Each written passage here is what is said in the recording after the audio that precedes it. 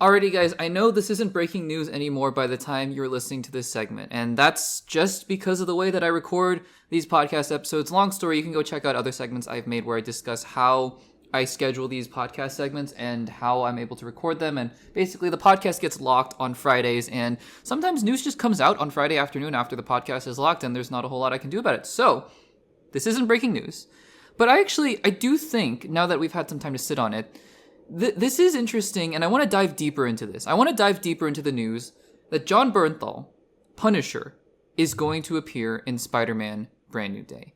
I think this has so many interesting implications to it, and I frankly, we won't know until we see a trailer or hear a premise of what this movie even is, because there have been so many alleged leaks and scoops, even from the same people, honestly, which is, again, this is my big pitch to you guys.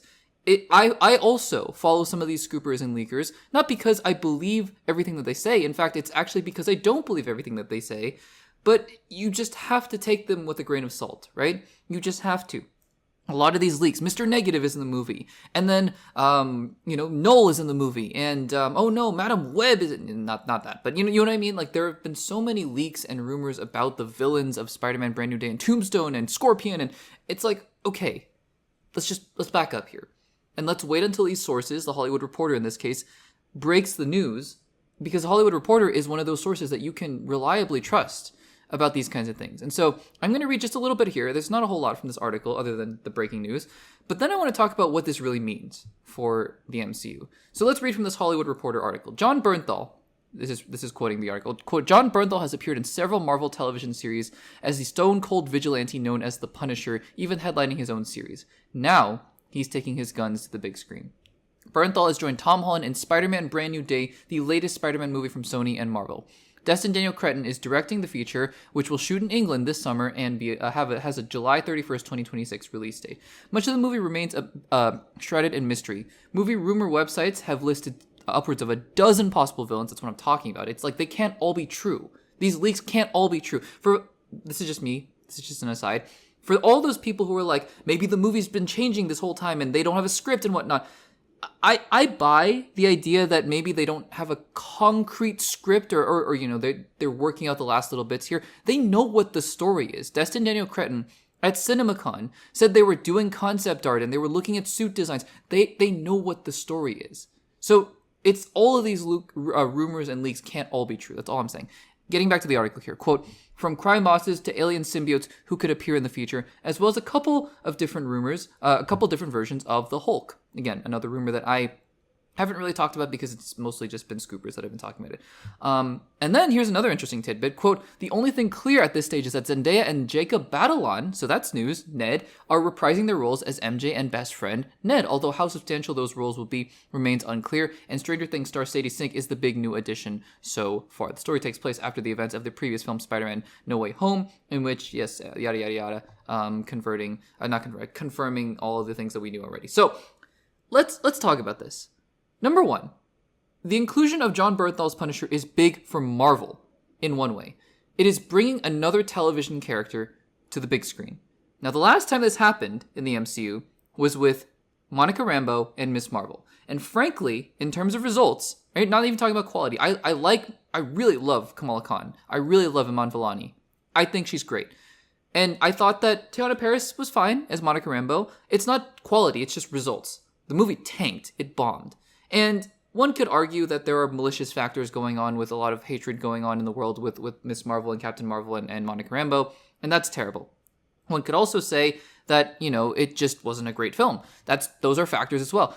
I would argue, though, one of the big factors as to why the movie bombed was because they brought Disney Plus characters, and also the MCU, the state of the MCU as well, but they brought Disney Plus characters into the big screen. This is really one of the biggest problems, because if you're going to have all the young Avengers, for example, in Avengers Doomsday, you have a lot of explaining to do. Every time you bring an established television character into the movies, you have a lot of explaining to do.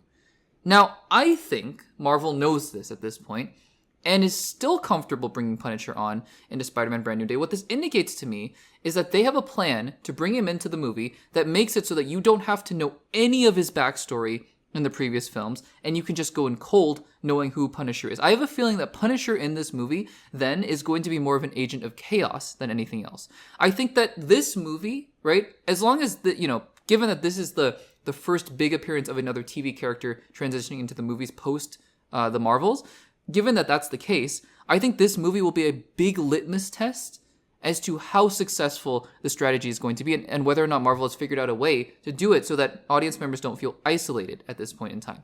I think that this is going to be a really big litmus test in that regard. So there's that. It's big for Marvel. It's big for Jon Bernthal as Punisher because, again, this version of the character, Jon Bernthal's a movie star as well. He's going to be in The Odyssey. He was just in The Accountant 2. But this Punisher has not been on the big screen thus far. He's only been on television. So we're doing our rewatch of the Defender Saga, which now seems even more salient than ever before. And this is going to be big for the Punisher as a character. What does it say about the story in particular? Well, it seems to indicate that there will be some grounded elements, at the very least, to this movie. Because, sure, I mean, you could have a story where Punisher is fighting some bigger threats. I mean, all the Avengers were in Avengers Infinity War, for example, and some grounded characters like Bucky and whatnot. So, sure, I mean, it's possible in Falcon and War Machine, right? But, I mean, Punisher is such a street-level character, you have to imagine that a big part of this movie is going to be street-level. Does this mean Daredevil is going to show up? The chances just went up, right?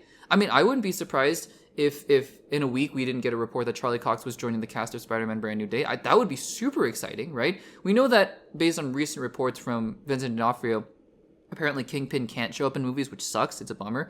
But, it's possible, right? The only reason that I would think otherwise at this point is because it's kind of odd that they'd report on Jon Bernthal showing up in Spider-Man Brand New Day and not Charlie Cox at the same time, or you wouldn't report on Charlie Cox first if you found that out. I don't know. I mean, one would think that if you're breaking this news, you'd look into Charlie Cox as well and see, okay, is Charlie Cox going to appear in Spider-Man Brand New Day as well? And you would have the answer for that. So it just makes me think that, they did look into that and there's nothing there so far. We'll see. And, I think that it's, again, what's the story of this movie going to be? I don't know, but it seems like, again, Ned and MJ are there, so something street level seems reasonable. Jon Bernthal is joining the cast. Sadie Sink, who knows who she's going to be? But it's a big deal because I think it's just building the excitement of, okay, we have an understanding of what the story is, or we're getting an understanding of what the story is. I don't.